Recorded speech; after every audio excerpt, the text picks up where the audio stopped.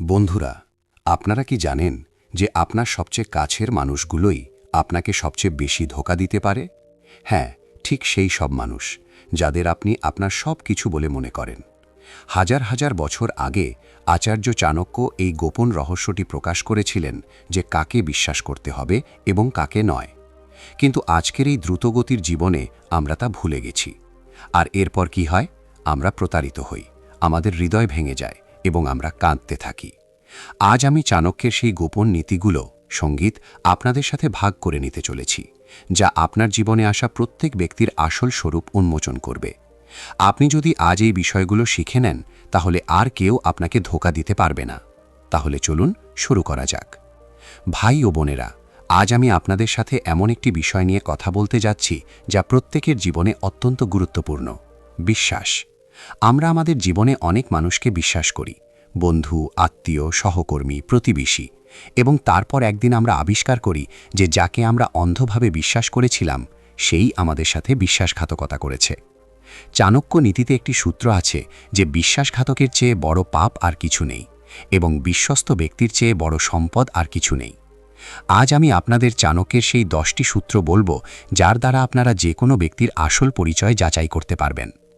এই সূত্রগুলো হাজার হাজার বছর আগেও যেমন কার্যকর ছিল, আজও তেমনই আছে।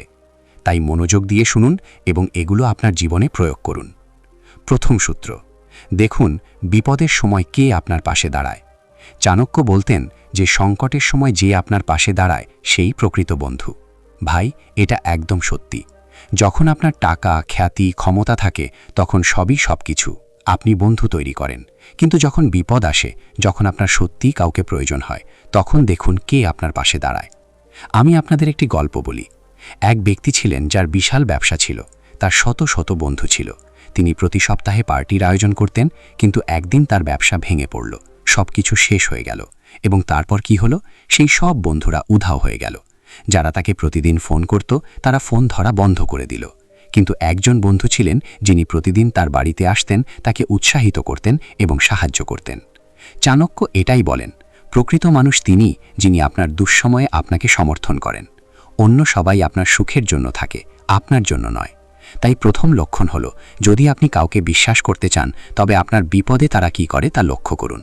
যদি তারা পালিয়ে যায়, তবে বুঝবেন যে তারা কেবল নিজেদের স্বার্থই দেখে।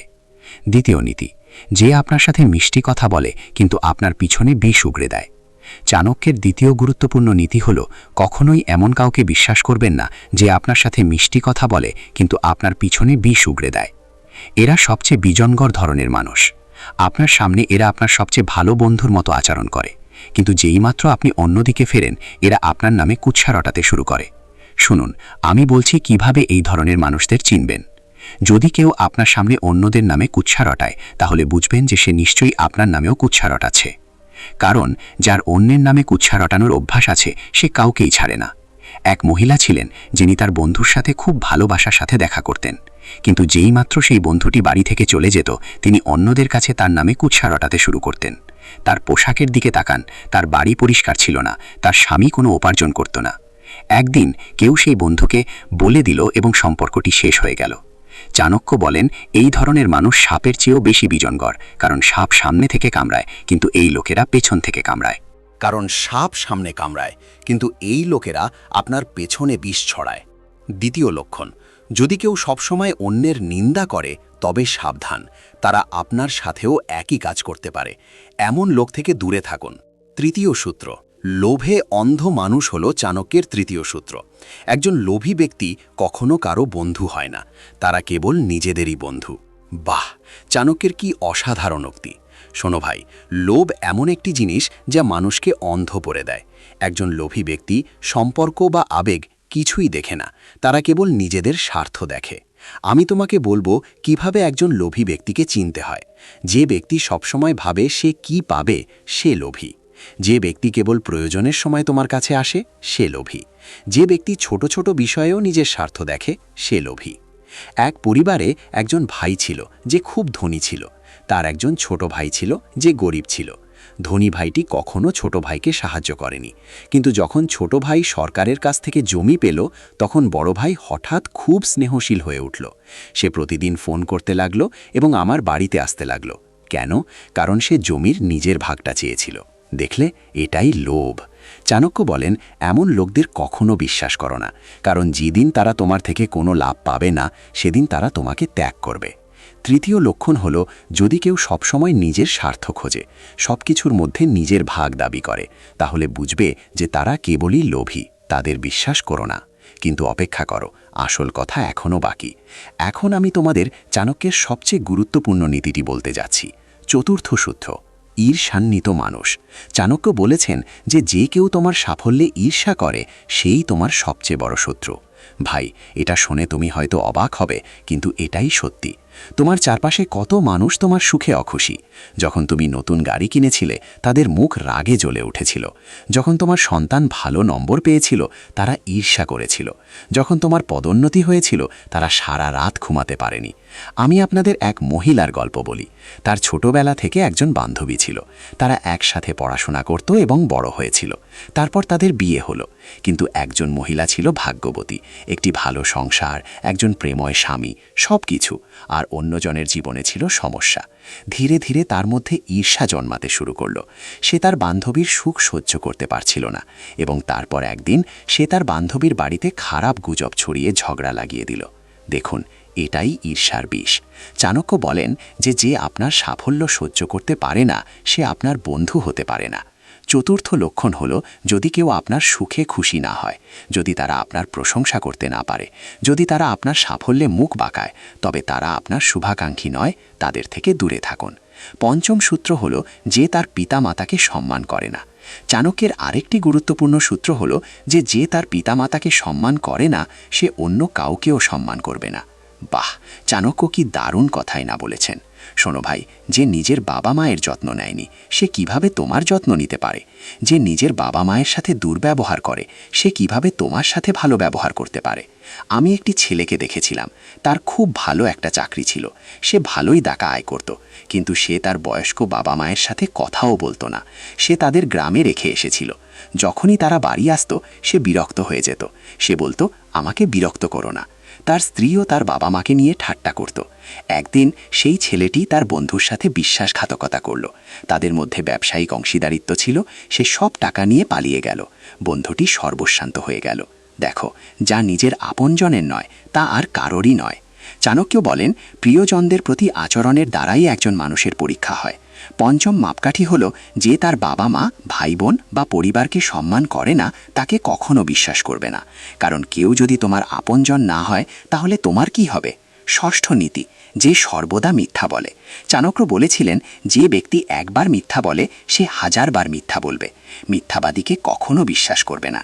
ও ভাই, এটা তো খুবই গভীর কথা। একটি ছোট মিথ্যাই একজন মানুষের চরিত্র প্রকাশ করে দেয়। যে ছোটখাটো বিষয়ে মিথ্যা বলে, সে বড় বিষয়ে সত্যি কথা বলবে কি করে?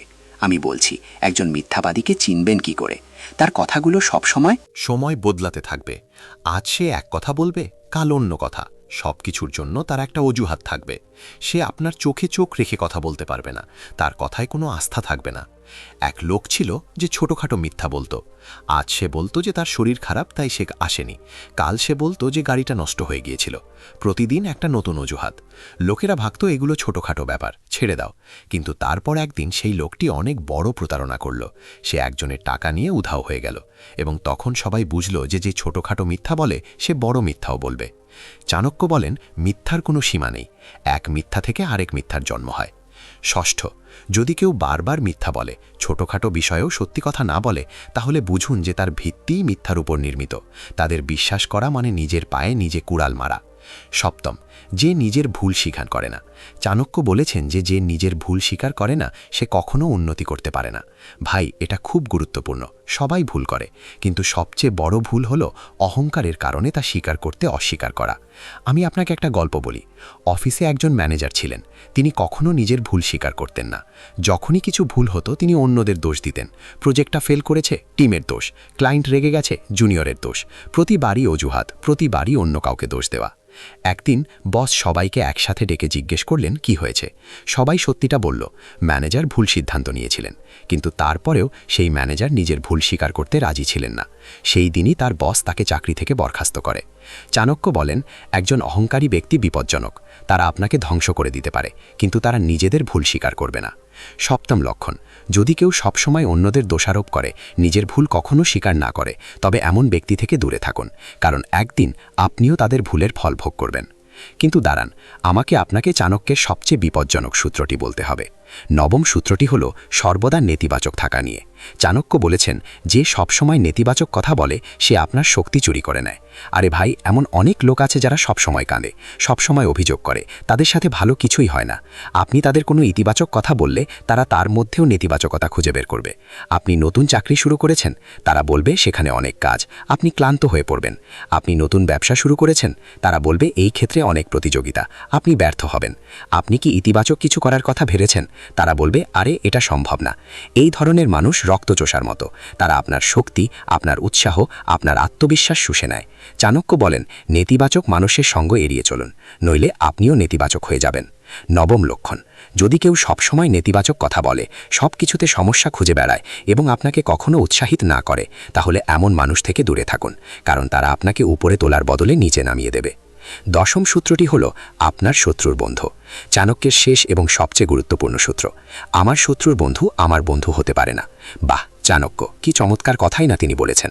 শোনো ভাই, এটা খুব সূক্ষ্ম একটা ব্যাপার। যদি কেউ আপনার শত্রুর সাথে আতাত করে, তাহলে সে আপনার বন্ধু হবে কি করে? আমি আপনাকে ব্যাপারটা বুঝিয়ে বলছি।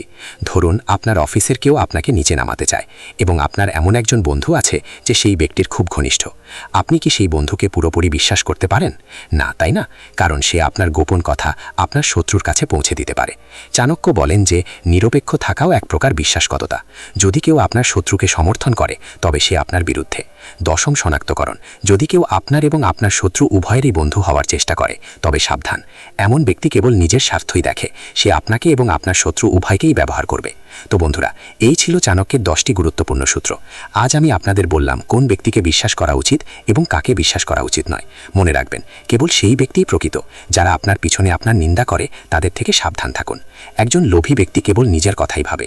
একজন ঈর্ষান্বিত ব্যক্তি কখনো অনুগত হতে পারে না, যে নিজের লোকদের প্রতি অনুগত নয়। সে ভাবে যে তোমাকে ঈর্ষা করে সে কখনো তোমার হতে পারে না। সে যদি সঙ্গীতকে সম্মান না করে, তবে তোমার কি করবে? মিথ্যাবাদী বিপজ্জনক। অহংকারী থেকে দূরে থাকো। মাদকাসক্তদের বিশ্বাস করো না। নেতিবাচক মানুষেরা তোমাকে টেনে নামাবে। চাণক্য বলেন, শত্রুর বন্ধু তোমার বন্ধু নয়। বিশ্বাস করার আগে যাচাই করে নাও এবং যাচাই করার পরেও সতর্ক থাকো। জীবনে বিশ্বাস গুরুত্বপূর্ণ, কিন্তু অন্ধবিশ্বাস বিপজ্জনক। চাণক্যের এই নীতিগুলি আপনার জীবনে প্রয়োগ করুন। এই 10টি মানদণ্ডের ওপর প্রত্যেক ব্যক্তিকে পরীক্ষা করুন এবং তারপর দেখুন কেউ আপনাকে প্রতারণা করতে পারবে না। এবং হ্যাঁ, শেষ একটি কথা, চাণক্য বলেছেন, সবচেয়ে বড় বিশ্বাসঘাতকতা হলো সেটি যা আপনি নিজের সাথে করেন। এর মানে কি?